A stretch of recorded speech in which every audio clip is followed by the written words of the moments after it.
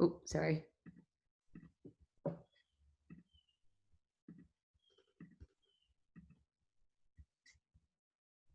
So can everybody see that? I do that like lame thing that everyone does when you say, okay, perfect. So hi, I'm Kate. I'm really happy to excited to be here. I hope my mom is on the line, but I'm not sure if she is, but if so, hi mom. And I'm a creative director, ACD at Spotify. Also shamelessly not an art director, designer by any means. So if this deck is ugly, be patient with me, and I'm sorry. I'm sure that there are like a lot of kerning and type issues. So it came from a writer.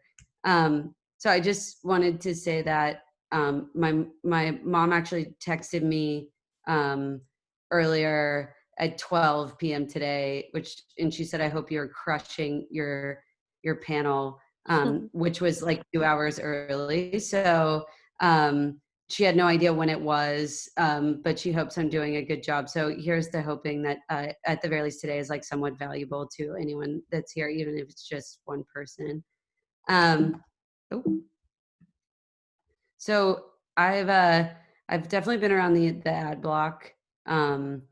I started the Creative Circus, which is where I met Josh and a lot of other like wonderful ad human beings in the weird, wacky world that it is. And then to RGA, to JWT, back to RGA, to Droga for a short period of time, and then to Anomaly, then to Spotify, where I'm working now from Mississippi. Hence, you can see the Mississippi decor in my background, and that actually is my background.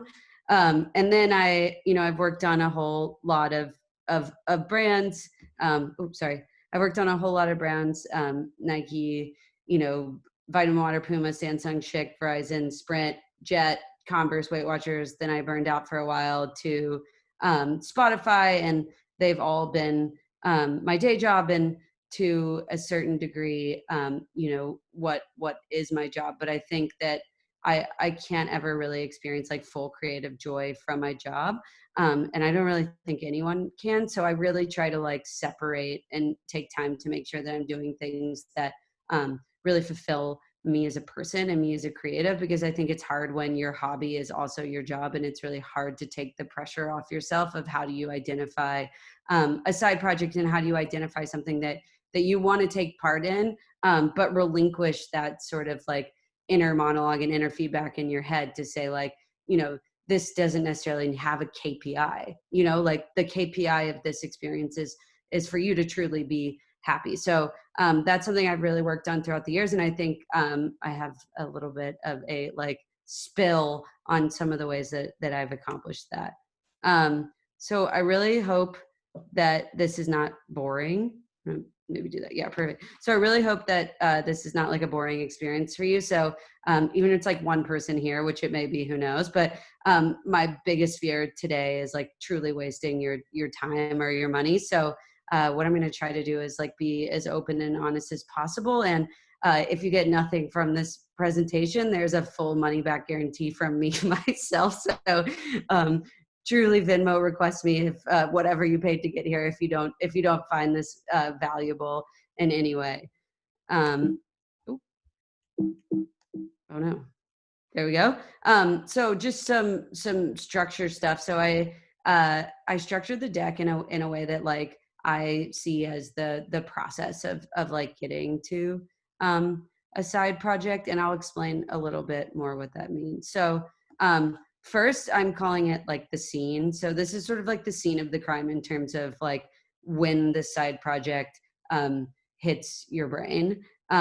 So this is like the moment that the idea comes to life inside your head or inside someone's head that's next to you that you want to make it happen with, etc.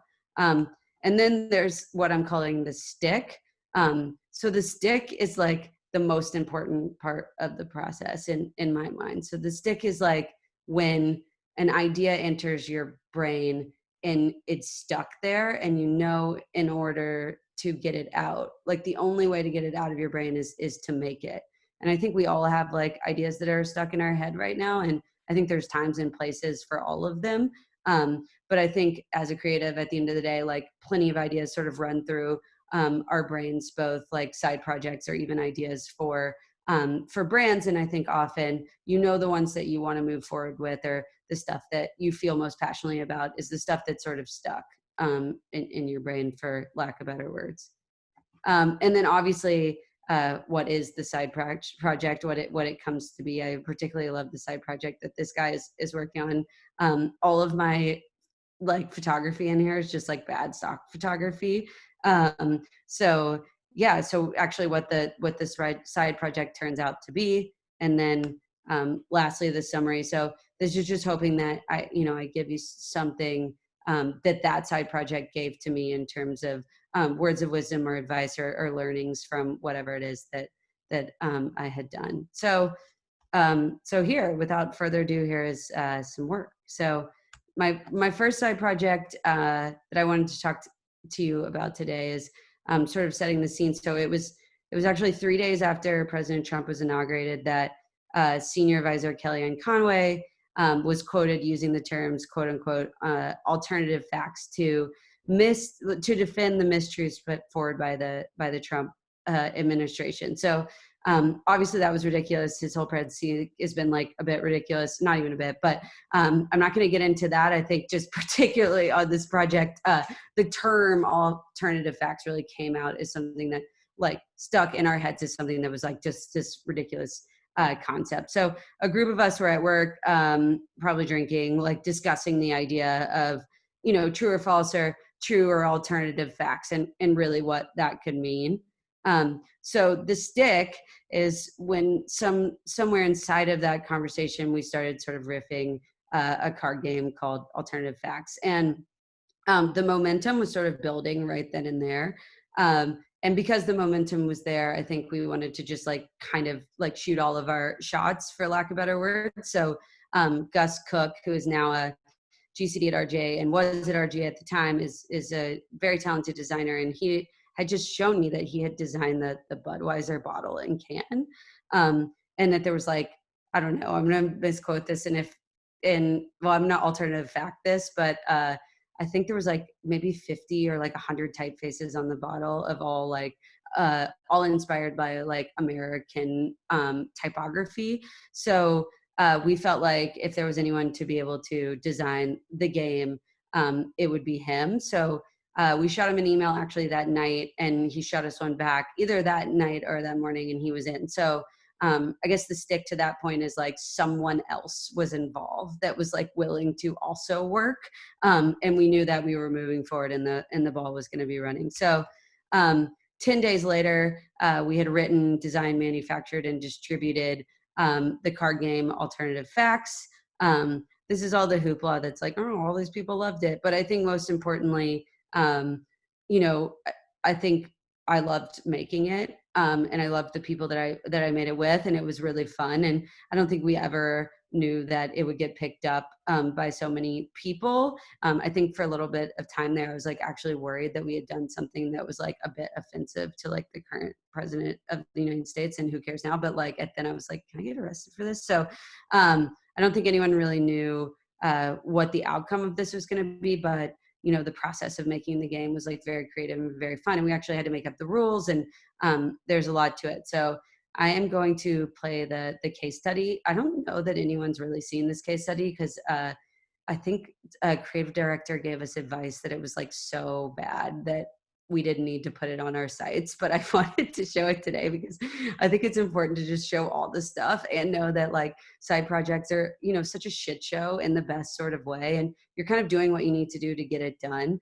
And I think to that point, it's important to show all the bits and pieces of it, even some of the stuff that was like less perfect. So here, without further ado, here is the terrible case study that we made. Sean Spicer, our press secretary, gave alternative facts. Alternative facts. Alternative facts. Alternative facts, new phrase now in the lexicon as of today. I wish I'd known about alternative facts when I was in high school. I would have had straight A's. On January 22nd, Kellyanne Conway turned the phrase alternative facts into an international frenzy, sparking a global dispute over truth. How do you bring levity to a situation that had the whole world in debate? This is Alternative Facts, America's best card game ever. period. To capture the cultural moment immediately following Conway's statement, the game was created, manufactured, and distributed in only 10 days. Alternative facts is a huge battle between two teams to see who knows the difference between the facts and the alternative facts. Look, alternative facts are not facts. They're falsehoods. To start, the player with the biggest hands draws the first card. And the first team to collect 15 cards and announce, "I know cards, I have the best cards," wins. Careful of trump cards. They may subject your team to gag orders, deportation, or worse. Fake news. The game's design is boldly patriotic. The logo and color palette reflects the two opposing parties going head to head. The primary typeface was inspired by loud tabloid headlines, contrasted with government-type memos as the secondary typeface. The game's copy is irreverent and over-the-top Americana, with boldly written facts and alternative facts stemming from significant cultural moments. In only 1 week's time, the game had sold out completely, selling for the patriotic price of $17.76. And as it turned out, everyone wanted a chance to decipher the facts from the, well, facts.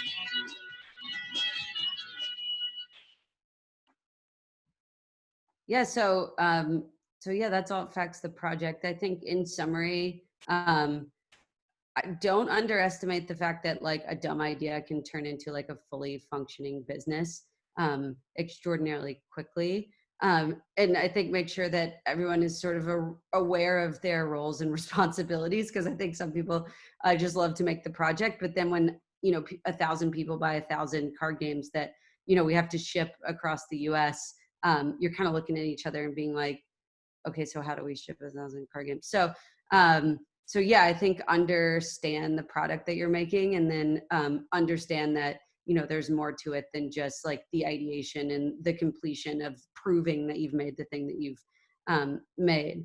And then obviously there's some really amazing people that you meet along the way, like the adorable mom and pop card production company in Florida was so amazing, and they like called us and reformatted stuff for us, and like even gave us like discounts on like thicker card rates and stuff like that. So I very much appreciate like all the creators that are a part of the process. And I think often we get big in our head about like, well, I'm the New York ideator, but the truth is like, all over the world are these people who are constantly in the process of making things. And so much of that appreciation should go to those people that helped you bring your idea to life. And then obviously enjoy the ride. Like, you've put something into the world that you're proud of. So be open to where that thing might take you. So we actually got to pitch the game to both Hasbro and As Seen on TV. So As Seen on TV actually ended up buying the game from us. This is AJ, I'm gonna butcher his name, but Kubanavif, who like runs As Seen on TV, or did, and we pitched directly to this man, and there was pictures all over, very similarly to this, all over the office at the HQ in New Jersey. And we actually pitched it next to like a gigantic replica of like the PED egg, which was one of As Seen on TV's like most popular products at the time.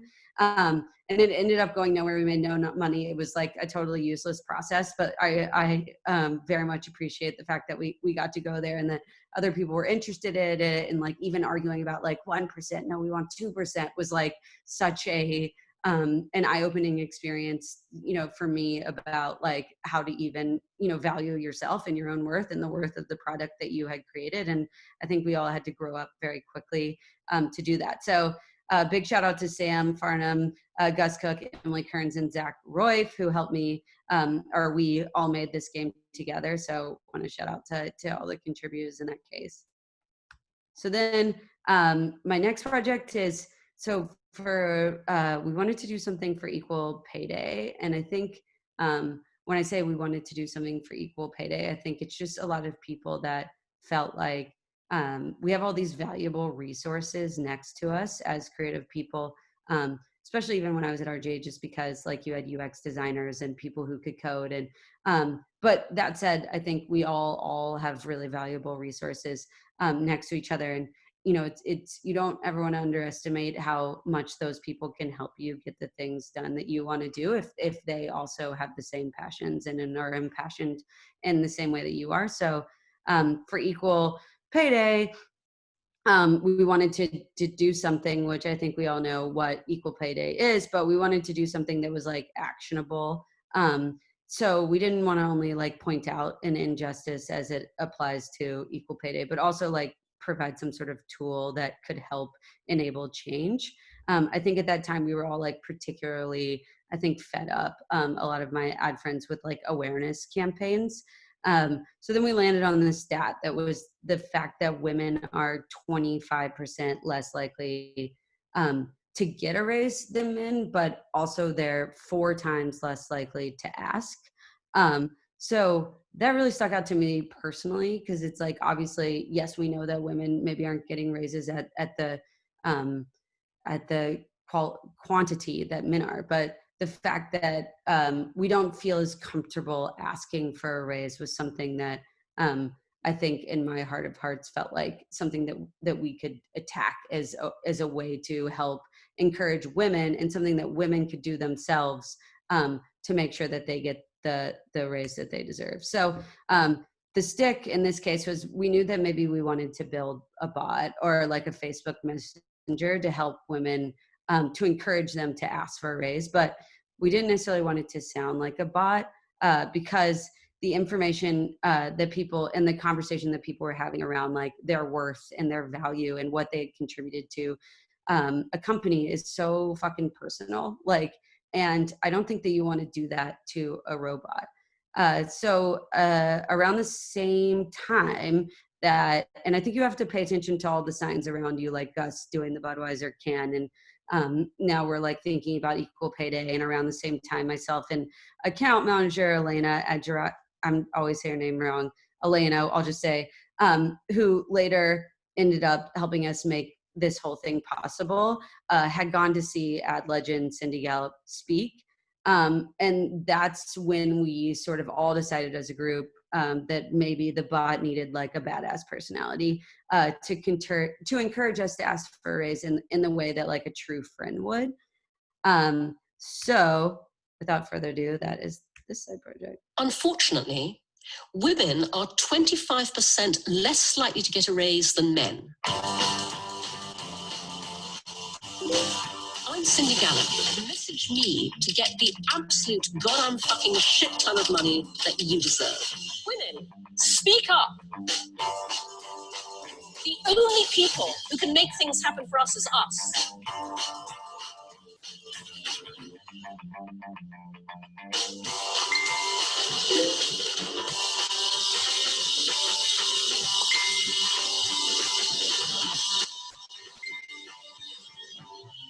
Tell me the highest number you'd like to make you can actually say out loud without laughing.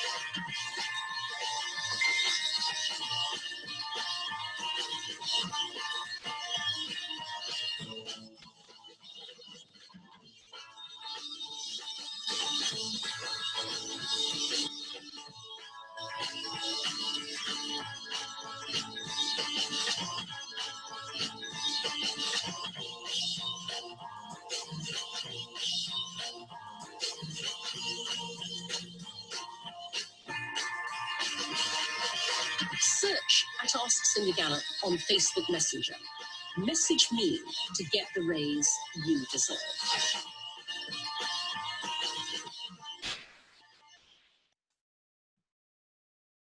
So I think with that, like before I went to RGA, like I didn't even really know what a bot was or that it was possible. And like I would not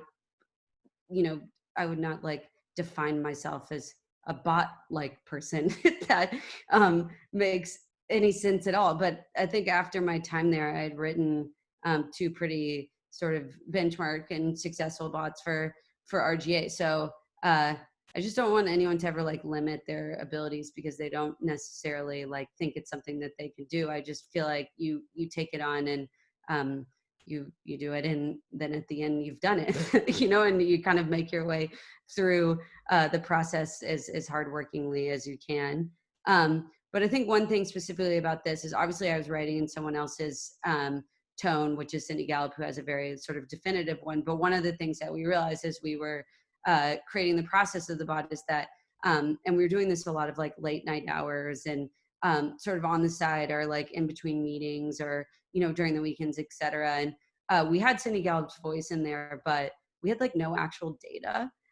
So we had a chat with PayScale. And one of the things that they told us that was really interesting was that like Cindy has this philosophy that's like, ask the largest amount of money that you can say without laughing. But PayScale was actually telling us at the time that to ask for like an exorbitant amount above your what you should be making or above the sort of maximum within your title, then like it might actually be detrimental to your raise getting abilities, for lack of better words. So we realized very quickly that it was almost necessary to pair Cindy with something that provided a level of like data and grounded us in reality. So so the bot was like, you know, I would say 75% Cindy and like kicks in the rear and encouragements and like you can do this, and like 25% you know, hard data about asking for a raise and giving you just like quality information around like best days, best times, average amongst your experience, even down to giving you like a cheat sheet. So and this all started as a side project. We were just going to do it as Cindy Gallup, but then once we realized that we needed a client like PayScale, and the Muse also was another client, a side project can turn into a real project very quickly. And then all of a sudden it's a lot more realer, which is what I put in this tech as well. So I think if you need something that needs to be like mass distributed, for example, this product, because it would be beneficial for more people to know about it, like I definitely suggest reaching out to clients and trying to get them on board. And it's just as simple as like cold emailing people. I mean, that's basically what Elena in the middle here in the back next to me did. And I think we appreciate her to no end. And that just ended in like almost 4 great partners on I think it was maybe 4 great partners on this project. And it was actually like a client funded and a little bit of us funded project, which was great. So then to that point, I just want to thank Brad and Ivan and Zach and Chloe and Elena and Cindy and also Bruno for their help with this one. And then this one's a little bit of like a different side project for me because no one ever saw it and it will never see the light of day. And it's currently stuck in the World Trade Center at Spotify because I can't get back there due to COVID reasons. But to set the scene, right before COVID went down, I think my current partner and myself, Alex Reynoso, were talking about how we have to remember to drink water between beers. And we were both having these atrocious hangovers. So we came up with this product called Between Beers, which is effectively water that lived inside a bottle that looked like a beer. So the idea was to drink it at the bar to kind of like almost play it off as if you're drinking another beer, but having this like nice refreshing moment for your liver. So then, you know, it was rooted in as much science as we could find, but drinking 16 ounces of water between a drink will slow down your alcohol consumption for your actual liver. So the whole like campaign process that we were going to put forward was like, it's kind of like the best gift that you could ever give your liver. And we were going to do it for Christmas, and there it is. You'll get to see it before anyone else, and you might be the only people on the planet whoever see it. But that all that to say, and in my summary, and also we did this like great Instagram account where we just photoshopped between beers. Extraordinarily creative, some of my best work. But it was really fun. And I think it reminded me of like how much fun this process can be and how silly it can be. And not everything needs to do something and prove a point and, be this like incredibly impactful side project. Some stuff could just be stupid and silly. And that's what this gave me. And I appreciate it for that reason alone. And I also very much appreciate the team on it. So it never went anywhere, but I still love it so much. Like I said, all the bottles are stuck at Spotify's office, and they'll never see the light of day, but I still love it so much. Thank you to Alex Reynoso and Zach Grant and Carla Leto for helping bring this bad boy to life. And I don't even regret the little bits of money that we spent on printing it and the bottles, because I think anytime that you can give yourself the leniency and the ability to feel alive again in the making process, however you do that, you should. And even the fact that it'll never see the light of day kind of makes this project more special to me personally, because I think sometimes we get so wrapped up in the results of stuff that like we forget to enjoy making it. And then last but not least, and I hope some people on this call contributed to this project, and it's still kind of ongoing. Honestly, full transparency, I haven't had as much time in this last like year to do as much with it as I wish I had, but it's definitely on my 2020 sort of hit list in terms of picking back up. But so obviously I am gay. I'm a lesbian, and that is sort of how I self-identify. But one thing that I realized being in the LGBTQIA plus community, I like often didn't know a lot of the vernacular and terms that people were referring to, and I myself had to look them up, and like was willingly, and I loved understanding things more in terms of some of the terms. But I thought, oh wow, if I'm in the community and don't necessarily and not understand, but don't necessarily know the true definition of some of these terms, like I can imagine a lot of other people who don't even take the time to look it up maybe don't know either. And then I started looking up on all these ally sites, like how do you find even some of these more niche things? And there's like really nuanced stuff inside of the community, like a term like butch, which could be seen as derogatory, has actually been empowered by the butch community. And a lot of people define themselves as that, like very proudly. And that is and that's something that we should credit and value. And if we're using it in a derogatory term, that's wrong. But like if someone is using it because that's how they see themselves or something that they're proud of, that's not necessarily wrong. So there's all of these like, I guess nuances inside just the language and the glossary that is sort of the queer community at large. So I think for me, it was important too, because when I was going back through all of these like sites and the ally sites, they just were ugly. I was like, wow, this is just like so much information and definition on top of each other. And that's not to like, not to be mean or discredit any of the hard works that the ally sites had done or any of the sites that I had found had done. I just think that in order to maybe empower some of these words, we had to make them beautiful. And so that sort of led to Gay Glossary, which is an Instagram account in which I asked a ton of my friends and people I respect and look up to and think are amazing typographers and amazing designers and amazing creative people, even some writers. I gave them a word and a definition, and they just designed essentially an Instagram post around that word. So a square that was that word. So a lot of really beautiful work came out of this, and a lot of like just effort that I was extraordinarily humbled by people's generosity and just giving their time and energy to something that they could have very easily ignored. So if you're on this call and you contributed something, I truly can't thank you enough.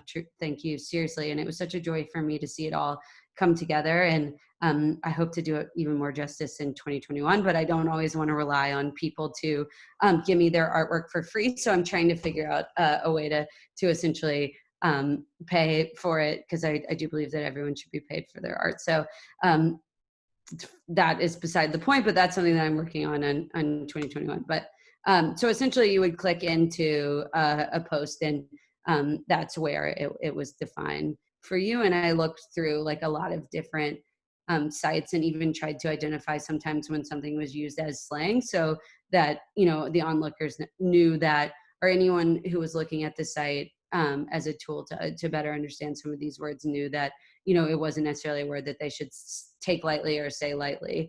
So these are some of the ones in there, and they're all really great. Edward, if you're on the call, you did this one, and I love it so much. Gender fluid. So many great people, even down to just like typographers that are like essentially typographically famous, like on the internet, that just like accepted my DMs and just sent me something, not even knowing really who I was or what this thing was about. And of course, I started the Instagram account with like 0 followers, so it's not like I had this mass following to even piggyback off of. It was just an idea at the time, and people were just like so open to it and willing to contribute. And I just find that so beautiful about the world that we live in, and the people that we're surrounded with, that not only that they're talented, but they're generous. And I think I want to make sure that we are all like, know that, you know, it's an exchange in a lot of ways, and we're creatively exchanging like vulnerabilities and our efforts, and how much that needs to be appreciated. So that's also something that I'm working on as I continue to do side projects, is making sure that people don't just feel like they did something and it was a quick hit and it made Adweek and then it's over. That truly, like, it was something that impacted my life. And you know, even down to this Demi, someone even said, oh shit, that may be me. So other people's lives as well, and how important it is that we're not only capable of doing those things, but we're willing to do those things with each other. So that's something that I'm really grateful for, and something I'm continuing to work on as I take on more and more projects with friends, because that can be a really complicated process. And I could talk about that for hours. And if you have any questions around doing work with friends, I'm super happy to answer that as well. And then if you want to see who did all of these like fantastic pieces of art, it's on Gay Glossary, and I tag everyone who contributes. So sorry that they're not tagged here, but they are tagged on the account. And then I kind of just said all that I just said in terms of I learned a lot about my own community. That's definitely a summary. And I do think sometimes we like are like, oh, that thing is a passion of mine, but it's not necessarily something that I need to like sink my teeth into, or I don't need to like dive deeper. But I think inside of your own passions, there's like a depth to it that maybe you don't even understand yet. And I think sometimes our side projects are like under our nose because they're our own problems and our own issues and our own like insights and misunderstandings of the world, that we can create our own solutions to with friends and with ourselves and family, or whomever you want to do it with. But I think even something like that is as simple as just a glossary really did a lot for me in terms of better understanding my own community, and something that I should probably have, that I could have just stopped at being like, oh, I'm a lesbian, then that's enough. But there's so many, you know, different things that I better understood. And I even learned from the process of posting and people DMing me and being like, actually, this is wrong. Or actually, this is something that like, you know, is, you know, it could be good or could be bad. And then I was updating stuff. So I really appreciate everyone who contributed that to this project. And then I also really appreciate everyone who corrected me, because I think, you know, we're always sort of in the process of learning and understanding people and things better. So and then obviously like reaching out to people was a wild experience, because like you have to be a real person, and you have to like communicate to people, especially people who aren't your friends, that like you're doing a project and, you know, you don't have any money and you don't plan on profiting off of it, but you think it could be a really valuable thing to the community, especially around Pride. So you know, the whole process of like asking for help is like a whole nother part of side projects that is like incredibly difficult and like almost psychologically complicated. But I think you just start and you get better at it. And then thank you, seriously, thank you to everyone who contributed. And then last but not least, I wrote this like weird manifesto type thing because there was like 3 things on my heart that I kept repeating in my head, and I guess I'll call it the stick, that I wanted to just communicate to anyone who was here. So one of them happened recently to me. So the other day I was sitting next to my almost 3-year-old niece, who was painting a pumpkin as an assignment for her class. And so then my sister, she shows my niece, Ann Sanders, who I love and adore, some photos of all the other pumpkins that the kids had painted. And these pumpkins were like works of art. It was like the Mr. Grinch, and the whole pumpkin was green, and it had like the whole Grinch vibe to it. So no lie, these pumpkins like were clearly heavily influenced by parents, or either the kids were like future Picassos or just like art majors already, mini art majors. So my niece sort of looked at the photos, and then she looked at the pumpkin, and she sort of understood what she was up against in terms of like how good some of the pumpkins were that had been painted. And then she proceeded to paint the shittiest pumpkin I truly have ever seen in my entire life. But she loved it. And that was really all that mattered. She was having like the time of her life. And there seemed to be no method to her madness. There was like no like vision, no end in sight in terms of like what the pumpkin even was. But she had this like big cheesy grin on her face, and it was almost as if she felt like lucky to be painting on a pumpkin. And as I watched her, I sort of felt like envy wave over me, because I felt envious because like I felt like I had painted a lot of the pumpkins that my sister had shown my niece.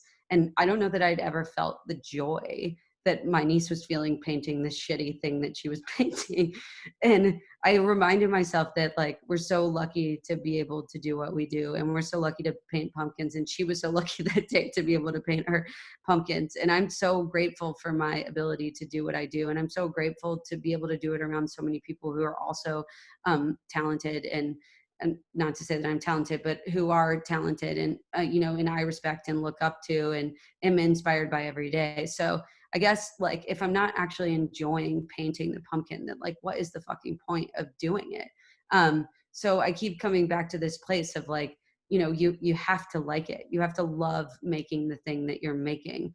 And if you don't love it, and if it doesn't feel like, if you don't feel joy, and if it feels like a job, stop. Like, it's not something you need to finish, in my humble opinion. And I've had to put those guardrails on myself, because not everything you start is something that you need to finish. And I think if you don't love it, and if it doesn't remind you why you love being creative, then it's not something worth doing. And then secondarily, like, you are not a copywriter, you know how to write. You're not like a designer, you know how to design. You're not a lawyer, you know how to practice law. Like, you can be whatever the fuck you want to be. And I think, you could do whatever you want to do. And if the only thing preventing you from doing the things that you want to do is the box that you have put yourself in, then you have to get out of that box. Like, I think even looking at creative types on Instagram, even I feel so intimidated to join this like space, because everyone looks so cool and they do all of these like crazy design works. And then I have to remind myself that like, that doesn't matter. I don't need to try to be something else. Like, I need to be the best creative expression of who I am and what I understand as myself. And the only guide and compass that I have towards that is like, what makes my heart beat when I think about doing the thing. And then I do those things. So I think sometimes it's more simple than we make it out to be. And I think the difference between the people who do side projects and the people who don't are the people who do side projects just actually take the time and put the energy into doing them.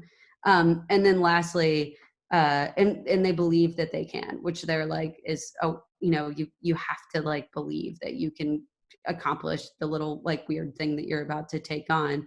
And then you kind of like aimlessly find the way to the end of that process. And then I truly believe that lastly, like a side project could be anything. So I think every space, every idea, every excuse, every medium could be a creative project. So like if you think it's funny, or if you think it's cool, or if you think it's interesting, or if you think it's stupid bad, or if you think it's bad stupid, then it probably is, and you should make it. Like if you want to make it, but and something's getting in the way, I'm not sure what those things could be. And I'm happy to like anyone who has something getting in the way, they can reach out to me, and I'm happy to like help you get through that. But I think you just kind of have to try it. And then if you want to make it, but you're not ready to make it right now, which I think is like a process that I go through a lot. I think it's okay to make a plan to make it sometime in the future and then still make it. So I feel like a lot of time you don't need to see it as like this pressure that you put on yourself. Like I think sometimes you just need to give yourself the ability to like put it on hold. And I think some things you could just be that are like really easy, like even if it's like a DIY fun thing on Pinterest, but you just want to like get your hands dirty for a second, or remind yourself that like, you know, you can write or you can draw or you can design, you can do something and it can only be for you. And then lastly, trust me, you can do it. I really believe that everyone is capable of doing really great side projects and like that they should. All that to say, like, I don't ever want it to be like another pressure that people feel like they have to do to like be creatively interesting, because our jobs are hard enough, and you know we already have to do a lot of stuff. So I think selfishly you just have to protect your own like output and make sure that whatever you're doing it for yourself, and it's something that you love, and you don't necessarily, it's not necessarily something that you're doing for creators or for recruiters or creative directors or others. So so yeah, and I think that's it. Here's some of the stuff I'm like working on currently. I'm trying to be a better photographer. I'm not sure if that's happening. I wrote a children's book for my niece over quarantine, which I've really loved the process of doing, and those are like a few little stills from that. And then I just doodle on my iPad all the time, and I'm like a terrible drawer, but I don't really care. And that is me in my spiel. So I think this is when I open it up to any questions, and I'm happy to answer any questions that anyone may have.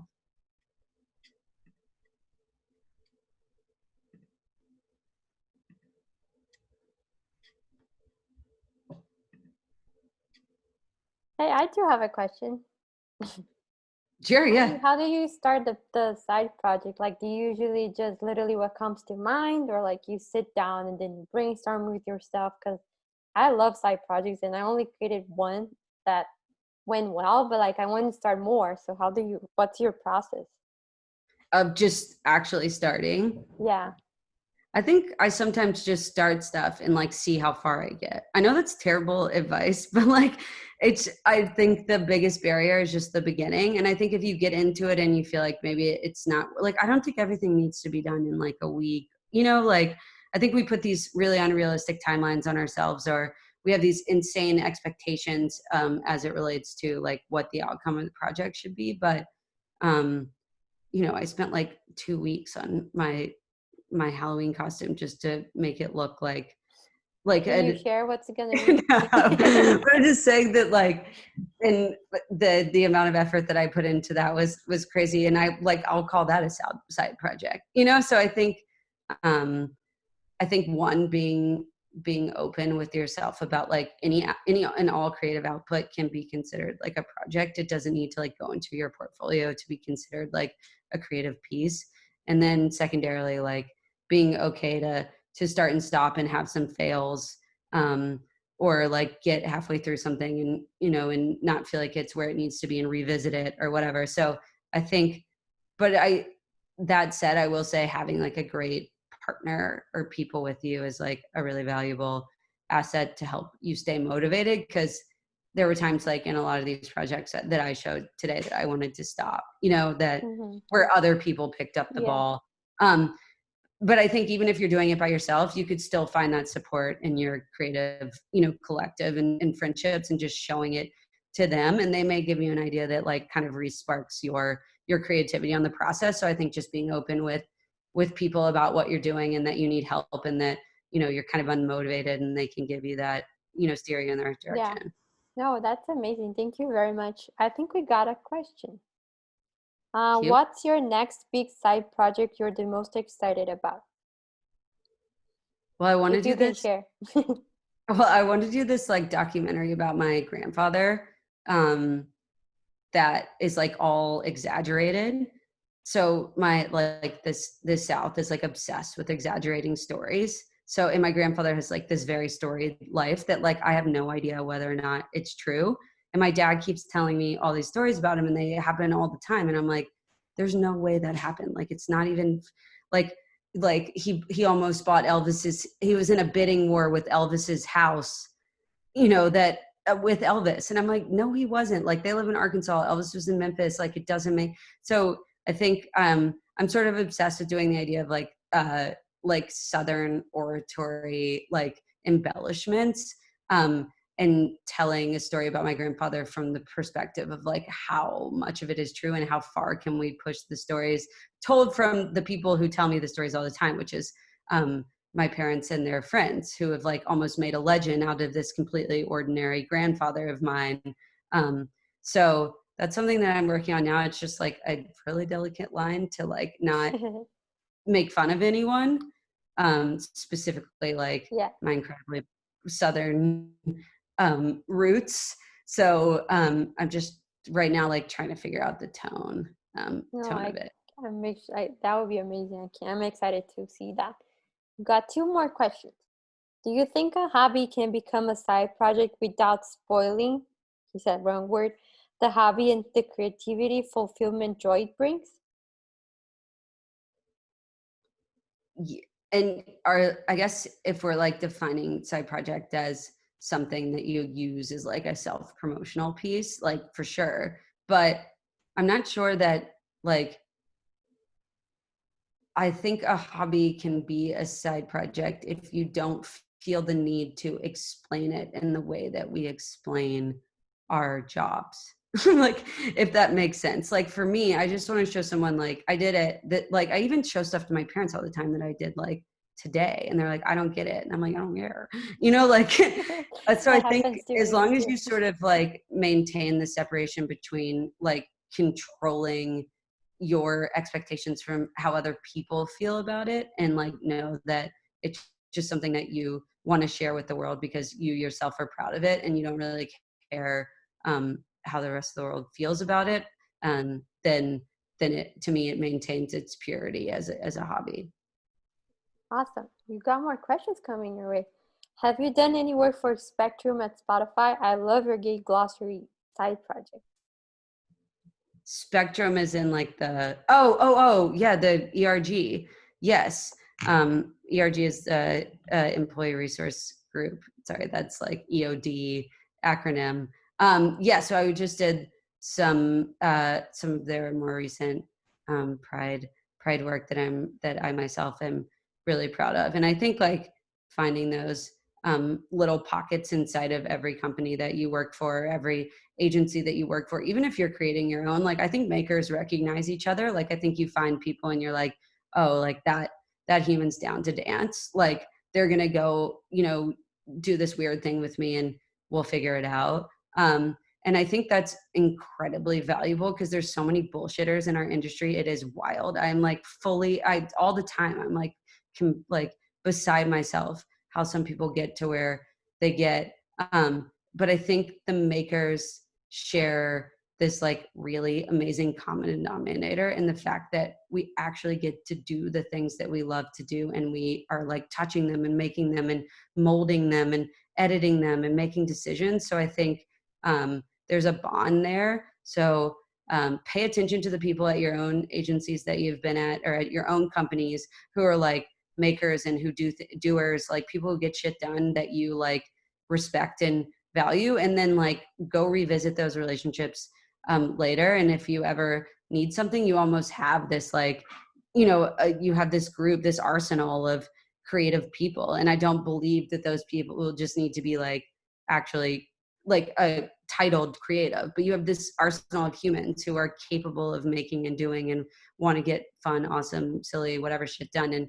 And you lean on those people. So I think finding to very long answer to have I worked on Spectrum, but I think finding groups inside of your own companies and inside of your own agencies is like really valuable. And you should identify those people, like, and identify yourself to those people if you want to continue to do that stuff, because I think that just helps you to sort of get on the right track of making side projects. No, that's great.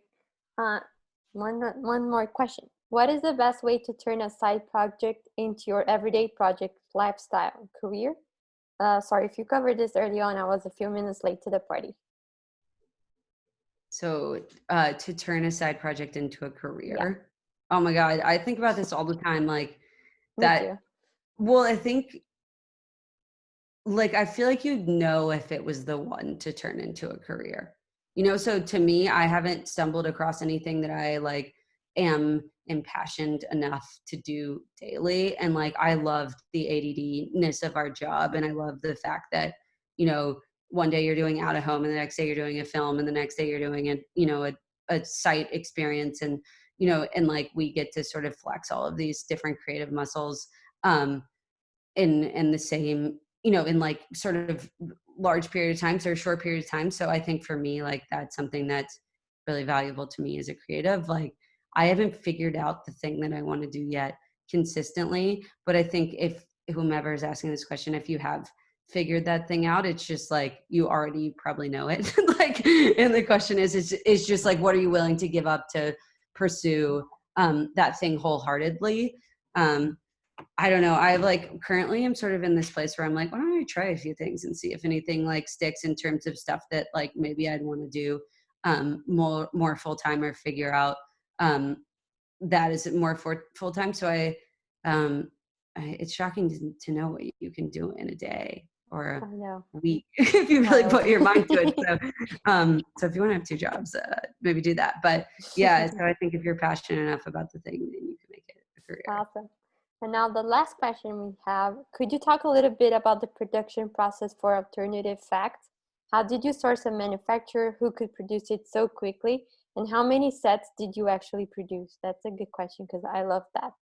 Yeah, and Project. production is like wild. It's like and because there's like the ideas and then all of a sudden the realities, especially in a side project process, are like way more than on you. So it's like, hey, we have this great idea, and then they're like, oh, and it's going to cost X amount of money, and then everyone's like, okay, do I want to pay for it? Like actually put money for it, and then secondarily, like, what is the schedule of making this thing, and do we actually have the time to pull it off in the hands, and and are people willing to contribute their time? So for all facts, the process was it was designed really quickly, and I think it was written really quickly as well. We just had like a day at a bar and wrote like what sounded like facts. Like it is wild how easy it is to write something that sounds like a fact.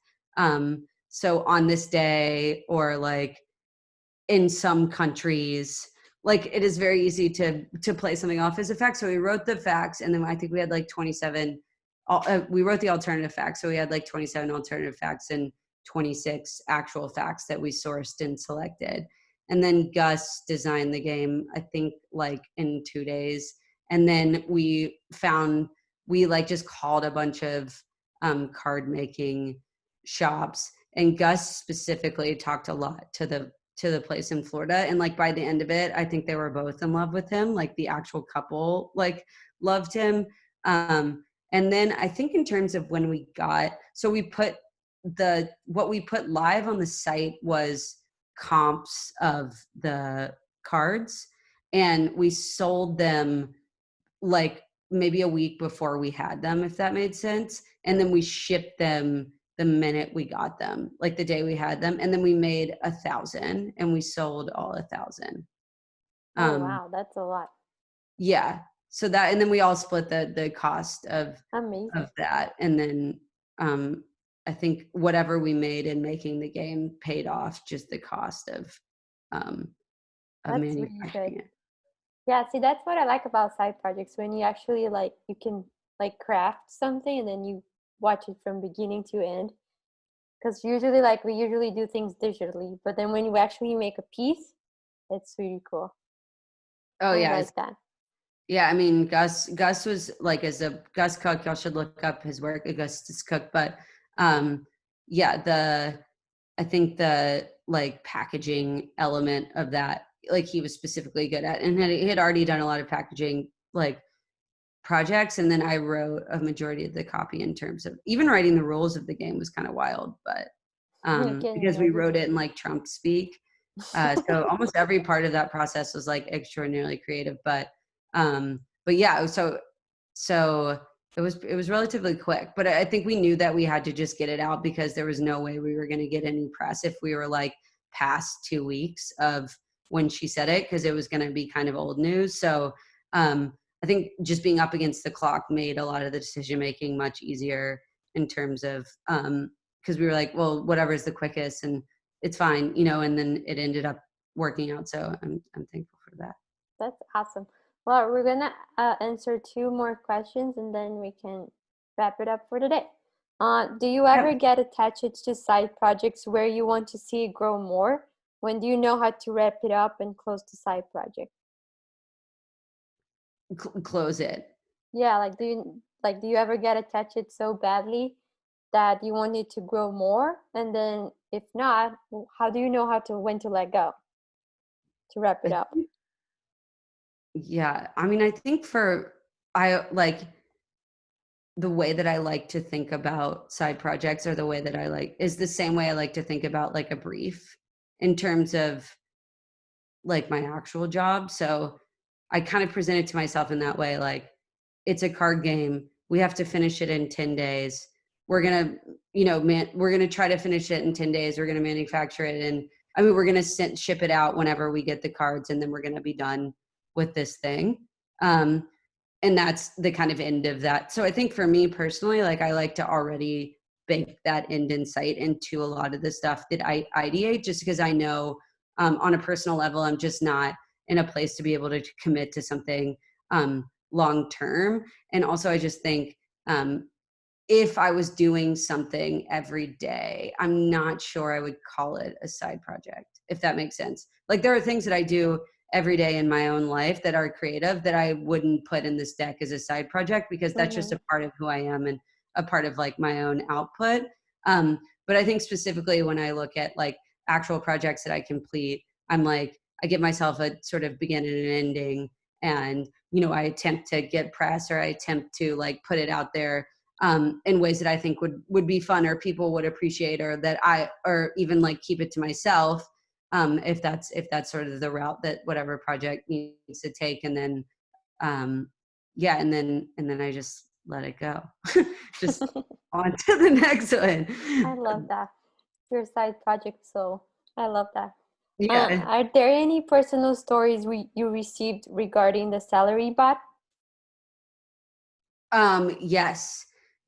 And I almost felt weird, like having those, because like they thought they were talking, like it was like who, like so we didn't really read them, to be honest, just because like that was people's personal information, and we really wanted it to feel that way.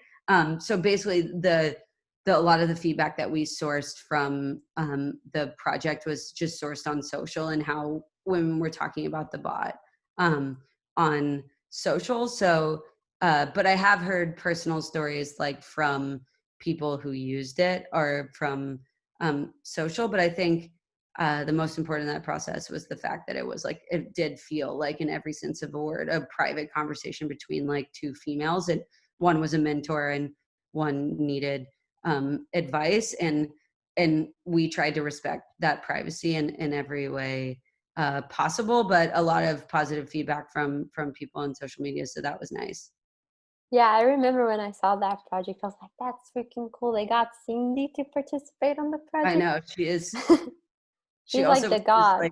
She's like the goddess.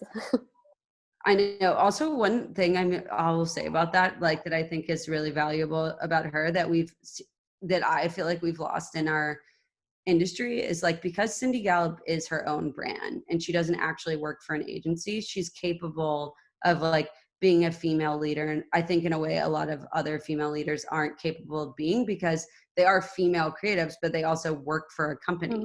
So they have to like represent themselves as it aligns to said company. So often I go to these like one show talks, and I go to this stuff, and it's like, oh, cool, you're telling me a story about what BBDGWHW has done for females, because you're selling your agency to me, and you're not necessarily talking to me about like real, like your personal opinions and experiences. So I don't know when that happened, and I hope and I even feel that, like, you know, I speak on my own behalf, but obviously I work for Spotify, and like those don't always necessarily align. Not to say that they don't, but just saying that, like, I'm not speaking for my company, I'm speaking for myself, but I do work for this company. So it's like really complicated, but but I really want to get to a point where women feel capable of, like, of giving their own opinions, without the guise of the sort of companies and agencies that they work for. No, I've learned a lot from your talk, so thank you very much. Oh my gosh, no problem. It's very inspiring to see like how many people, like how many projects you handled. It's amazing, like oh my gosh, from beginning to end. So thank you very much for your time. We appreciate no you problem. sharing all of that with us. And please make the water, because thank that's you. amazing. So once you Oh get to gosh, go to no, the it's office, that. I'll send all like one person who came to this talk the water. Please do, But because thank you like so it's much. really interesting. And thank you so much for your time. I know you have a busy Appreciate day it. ahead Tell of you. Josh. Oh, and tell Josh I said thank you as well. Yeah, for sure. Thank you very much, and have a good day there. Okay, Bye, everyone. bye. Bye.